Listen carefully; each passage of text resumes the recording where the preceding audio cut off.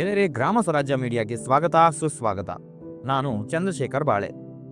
ಈ ಸಂಚಿಕೆಯಲ್ಲಿ ಜನಸಂಗ್ರಾಮ್ ಪರಿಷತ್ ಸಂಸ್ಥಾಪಕ ಹಾಗೂ ಅಧ್ಯಕ್ಷರಾದ ರಾಘವೇಂದ್ರ ಕುಷ್ಟಗಿಯವರು ಅರಣ್ಯ, ನೀರು, ಭೂಮಿ ಸಂರಕ್ಷಣೆಗಾಗಿ ಭ್ರಷ್ಟಾಚಾರ, ಅಕ್ರಮ ಹಾಗೂ ಅನ್ಯಾಯದ ವಿರುದ್ಧ ತಮ್ಮ ಅನಿಸಿಕೆಯನ್ನು ಹಂಚಿಕೊಂಡಿದ್ದಾರೆ.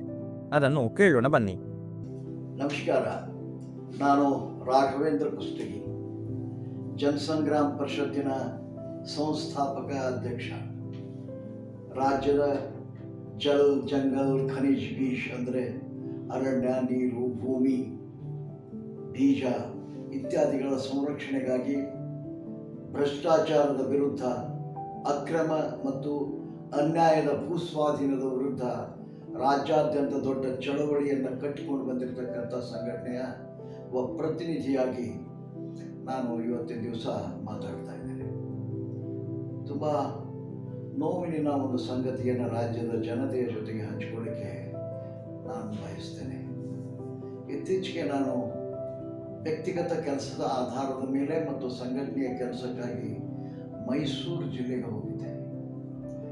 ಅಲ್ಲೇ ನೋಡಿದ, ತಿಳಿದು ಬಂದಂಥ ಸಂಗತಿಗಳು ಭಾರಿ ಆಘಾತಕಾರಿಯಾಗಿ ಕಾಣ್ತಾ ಇದ್ದಾವೆ. ಬಹಳ ನನಗೆ ನೋವು ತಂದಂಥ ಸಂಗತಿ ಅಂದರೆ, ಆ ಭಾಗವನ್ನು ಗಂಧದ ಗುಡಿ, ಚಂದದ ಗುಡಿ, ಆನೆಗಳ ಬೀಡು, ಹುಲಿ ಸಂರಕ್ಷಿತ ಅರಣ್ಯ, ರಕ್ಷಿತ ಅರಣ್ಯ ಇತ್ಯಾದಿ ಹೆಸರುಗಳಿಂದ ವೈಭವೀಕರಿಸ್ತಕ್ಕಂಥ ಕಬಿನಿ ಜಲಾಶಯ ಏನಿದೆ, ಹಿನ್ನೀರಿನಲ್ಲಿ ಏನೆಲ್ಲ ಮಾಡಬಾರ್ದು ಒಂದು ನಾಗರಿಕ ಸಮಾಜ, ಜನಪರವಾಗಿರ್ತಕ್ಕಂಥ ಒಂದು ದೇಶ, ಜನಪರವಾಗಿರ್ತಕ್ಕಂಥ ಆಡಳಿತ, ಆ ಎಲ್ಲ ಘಟನೆಗಳನ್ನು ಅಲ್ಲಿ ನೋಡಿ ಮನಸ್ಸಿಗೆ ವಿಪರೀತ ನೋವಾಗಿ, ತೊಂದರೆಯಿಂದ, ನೋವಿನಿಂದ ಈ ಮಾತನ್ನು ಹೇಳಬೇಕಾಗಿದೆ. ಕಬಿನಿ ಹಿನ್ನೀರಿನಲ್ಲಿ,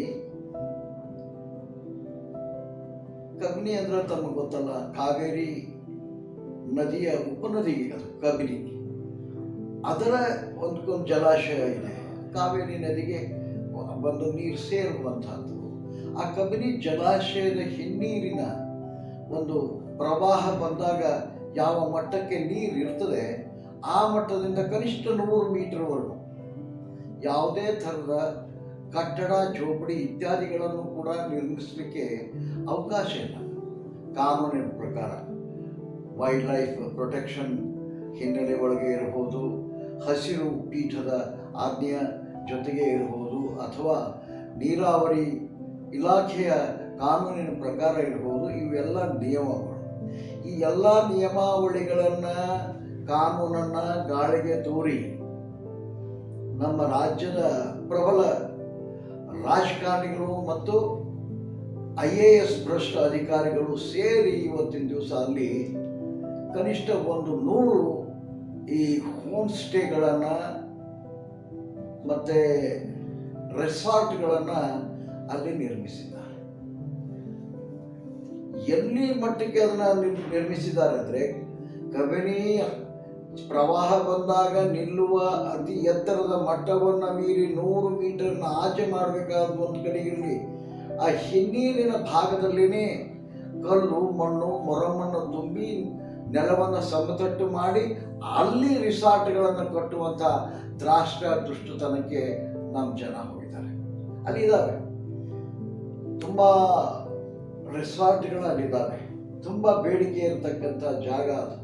ನಮ್ಮ ಮೊನ್ನೆ 23ರ ಚುನಾವಣೆಯಲ್ಲಿ ಸನ್ಮಾನ್ಯ ಶ್ರೀ ಸಿದ್ದರಾಮಯ್ಯ ಅವರು ಮುಖ್ಯಮಂತ್ರಿಯಾಗಿ ಆಯ್ಕೆ ಬಂದ ಮೇಲೆ ಅವರ ಆಪ್ತರವೇ ಅಂತ ಹೇಳಿಕೊಳ್ಳುವಂಥ, ಅಲ್ಲಿ ಜನ ಮಾತಾಡ್ಕೊತಾ ಇದ್ದಾರೆ, 13 ರಿಸಾರ್ಟ್ಗಳು ಆ ಹಿನ್ನೀರಿನ ಭಾಗದಲ್ಲಿ ನಿರ್ಮಾಣ ಆಗಿವೆ.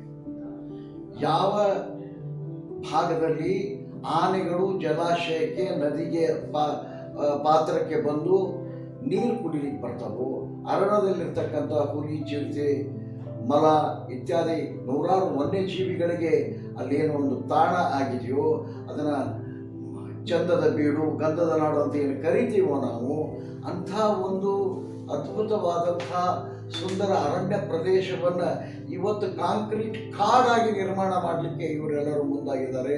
ದುರಾಸೆಯಿಂದ ಅಧಿಕಾರ ದುರುಪಯೋಗದಿಂದ ಇದು ಬಹಳ ಆಘಾತಕಾರಿಯಾದಂಥ ವಿಷಯ. ಅಲ್ಲೇ ನನ್ನ ಸ್ನೇಹಿತರು ಒಂದಿಷ್ಟು ವಿಡಿಯೋಗಳು ನೋಡಿದರು. ಆನೆಗಳಿಗೆ ಒಂದು ಇದು ಇದೆ, ಅದರ ಜೀವನ ಕ್ರಮ ಇದೆ. ಅವು ಒಂದು ಜಾಡನ್ನು ಹಿಡ್ಕೊಂಡು ಒಂದು ಭಾಗದಿಂದ ಇನ್ನೊಂದು ಭಾಗಕ್ಕೆ, ಅರಣ್ಯದ ಒಂದು ಕಡೆಯಿಂದ ಇನ್ನೊಂದು ಕಡೆಗೆ ನಿರಂತರವಾಗಿ ಪಯಣ ಮಾಡ್ತಾ ಇರ್ತವೆ. ಅವು ಅಡ್ಡಾಡೋ ದಾರಿಯಲ್ಲಿ ಏನಾದರೂ ನಿರ್ಮಾಣ ಆಗಿಬಿಟ್ರೆ ಅವುಗಳಿಗೆ ಬಹಳ ತೊಂದರೆ ಆಗ್ತದೆ. ಅವು ಕೂಳಿಡ್ತವೆ. ಅವು ಹೋಗಿ ನೀರು ಕುಡಿಲಿಕ್ಕೆ ಕಬಿನಿ ನದಿಗೆ ಬರೋ ಏನು ಜಾಗ ಇದೆ, ಅಲ್ಲೆಲ್ಲ ಇವತ್ತಿನ ದಿವಸ ಕಾನೂನು ಬಾಹಿರವಾಗಿರ್ತಕ್ಕಂಥ ರಿಸಾರ್ಟ್ಗಳನ್ನು ಕಟ್ಟಿದ್ದಾರೆ.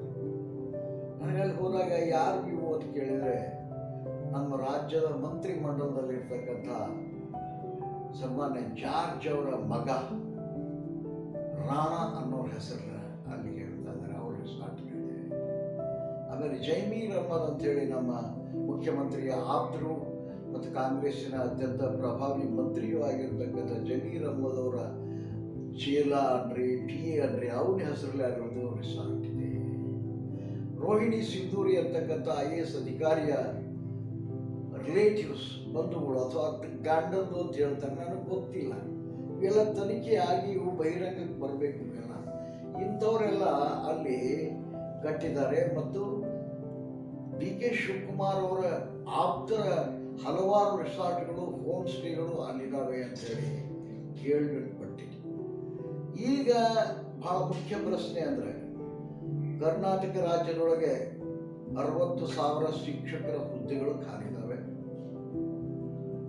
ಹೈದರಾಬಾದ್ ಕರ್ನಾಟಕ ಭಾಗದಲ್ಲೇ 30,000 ಶಿಕ್ಷಕರ ಹುದ್ದೆಗಳು ಖಾಲಿ ಇದ್ದಾವೆ. ಇವರು ದುಡ್ಡಿಲ್ಲ ಮತ್ತು ಅನಾನುಕೂಲದ ಹಿನ್ನೆಲೆಯಲ್ಲಿ 6,000 ಶಾಲೆಗಳನ್ನು ಮುಚ್ತೀವಿ ಅಂತ ಹೇಳ್ತಾ ಇದ್ದಾರೆ. ಇವರೇನು ಭಾಗ್ಯಗಳನ್ನು ಕೊಡ್ತಾರೆ, 4 ತಿಂಗಳಿಗೆ 6 ತಿಂಗಳಿಗೆ ಒಮ್ಮೆ ಕೊಡ್ತಾರೆ, ಒಮ್ಮೆ ದುಡ್ಡೇ ಇರೋದಿಲ್ಲ. ಆ ಪರಿಸ್ಥಿತಿ ಇದೆ. ಸುಮಾರು 1 ಲಕ್ಷಕ್ಕಿಂತ ಹೆಚ್ಚು ಸರ್ಕಾರಿ ನೌಕರಿ ಹುದ್ದೆಗಳು, ಬೇರೆ ಶಿಕ್ಷಕೇತರ ಹುದ್ದೆಗಳು ಖಾಲಿ ಇವೆ. ಅವನ್ನು ತುಂಬ್ತಾ ಇಲ್ಲ, ಅದಕ್ಕೆಲ್ಲ ರೊಕ್ಕ ಇಲ್ಲ.